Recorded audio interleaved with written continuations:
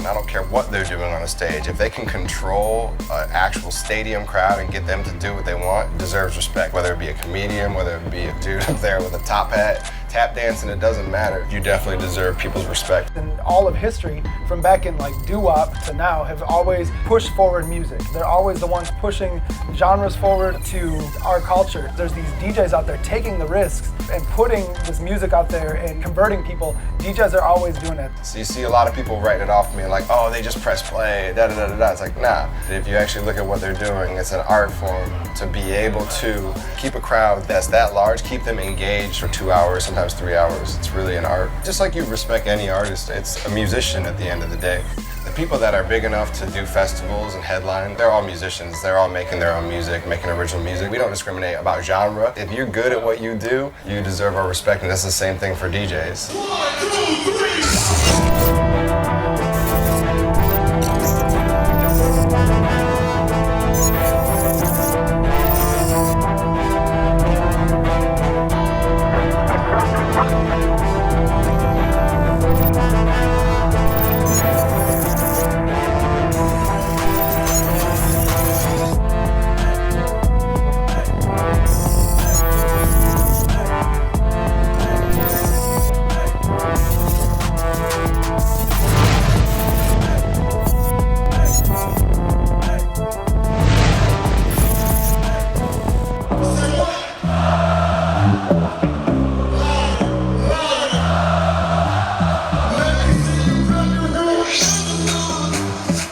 Josh. And I'm Kurt. And we are Flosstradamus.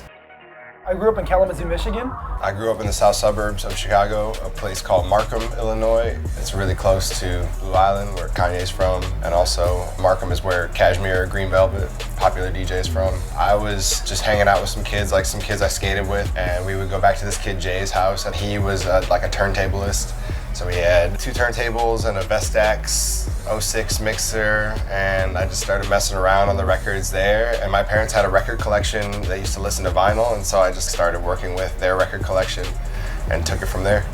My dad, he like owned thrift stores and sold flea market stuff and things like that. So he had all this junk at our house. So there was VHS players, like turntables, all sorts of stuff. And he ended up getting 2 different turntables and a DJ mixer that someone had put in their storage unit. And I took that and just started messing around with it. And there's a bunch of vinyl in there. I started listening to a bunch of different hip hop and house music and all sorts of different things that were local to the area. Just kept mixing that all up, all different genres. And then that turned into more and more to what we're doing now. I moved to Chicago in 2000 and met up with this dude. And that's where we started doing the Flosstradamus stuff.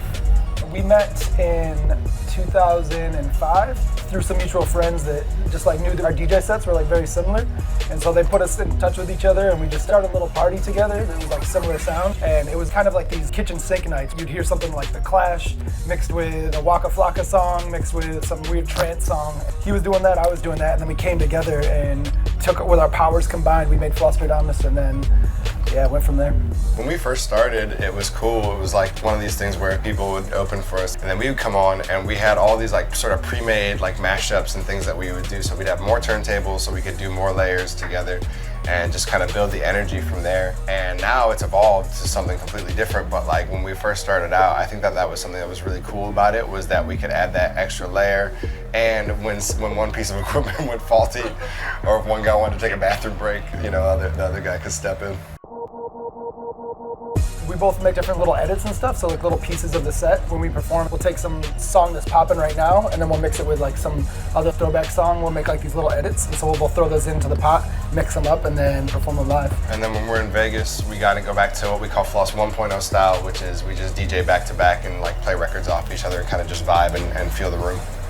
Josh and I are seriously a yin and yang. Like, if he's sad, I'm happy. If I'm sad, he's happy. If he's fighting with his girl, I'm good with my girl, and everything is always yin and yang. I feel like that dynamic has gotten us where we are, because if I can't finish a song, he can finish it. Or if he starts one, it's like we're completing each other in a way that no one else can. We've tried to have DJ duos before. We've tried to do other things before. We've even tried to do like collaborations with other artists, but something about the way that him and I work, I don't even know. It's like this energy you can't describe. We kind of need each other to make this work. It's a good thing. There's this show in the 80s called Voltron. It's weird as but it was like all these different robots and they would put each other together to make one giant robot and fight crime or whatever. But it's something like that with him and I. Like we need each other. We need to like get put together to make this thing happen. If it wasn't that, then it wouldn't work. If it was just one of us doing our own thing. It's a weird reference. I don't know why I used that, but yeah, that's it. The first gig that we ever did, we did this party before Flosstradamus was a thing. We did a party in Chicago called Get Out of the Hood. It brought every type of race, every type of sexual orientation. It pretty much brought the melting pot of what like Chicago is into this one little Grateful Dead bar. And that was our first gig. Did that for a few times, and then people wanted us to start playing elsewhere, so we made up Flosstradamus.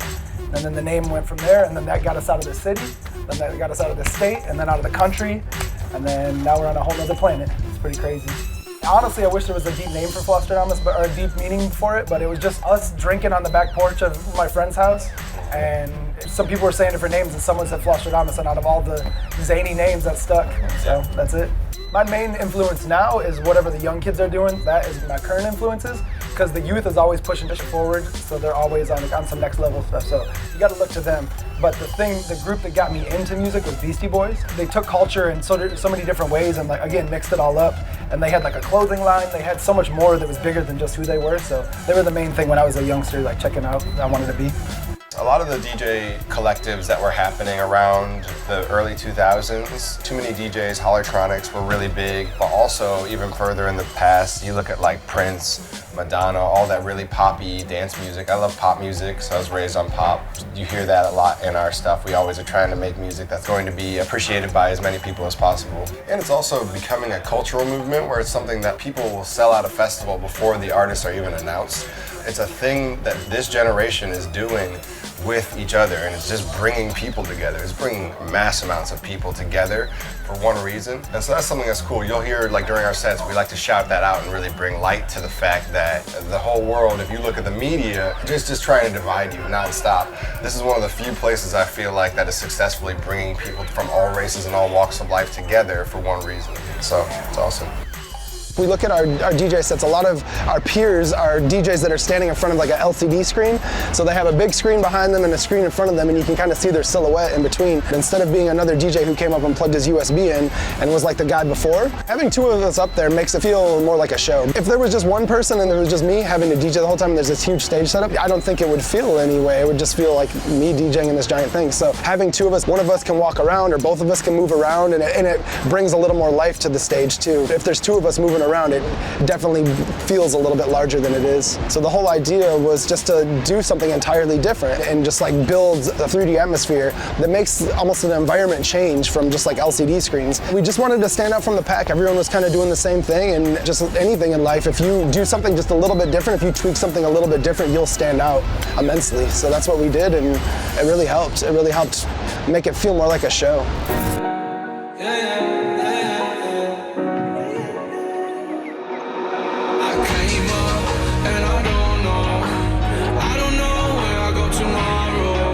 We're very fortunate to play these big festivals like Lollapalooza and Coachella and headline these big festivals.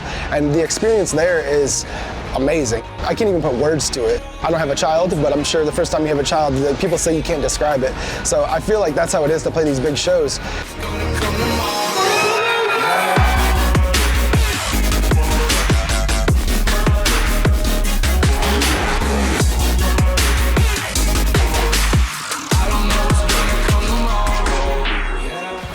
But I really like playing the smaller ones too. We just did an after party in New York at the Music Hall of Williamsburg after Panorama Festival, and it was a smaller venue.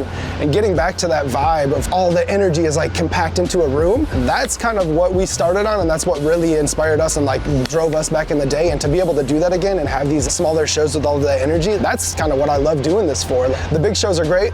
It shows where we're at in our career and stuff, but like to do these small shows, I don't know, I love it. You can't get that natural energy anywhere. Like you can't force that, it just happens in these environments.